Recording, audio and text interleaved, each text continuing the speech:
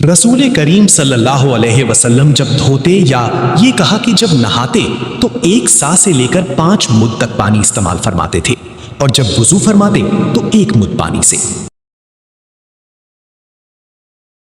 سعد بن ابی وقاص رضی اللہ عنہ رسول کریم صلی اللہ علیہ وسلم سے نقل کرتے ہیں، رسول کریم صلی اللہ علیہ وسلم نے موزوں پر مسح کیا۔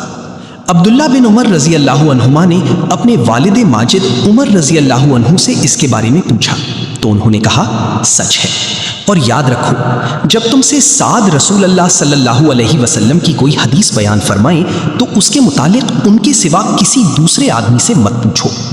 اور موسیٰ بن عقبہ کہتے ہیں کہ مجھے ابو نضر نے بتلایا، انہیں ابو سلمہ نے خبر دی کہ سعد بن ابی وقاص نے ان سے رسول اللہ صلی اللہ علیہ وسلم کی یہ حدیث بیان کی۔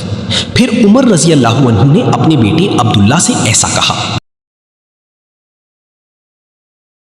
ایک دفعہ آپ صلی اللہ علیہ وسلم رفع حاجت کے لیے باہر گئے تو مغیرہ پانی کا ایک برتن لے کر آپ کے پیچھے گئے۔ جب آپ قضائے حاجت سے فارغ ہو گئے تو مغیرہ نے آپ کو وضو کراتے ہوئے آپ کے اعضائے مبارکہ پر پانی ڈالا۔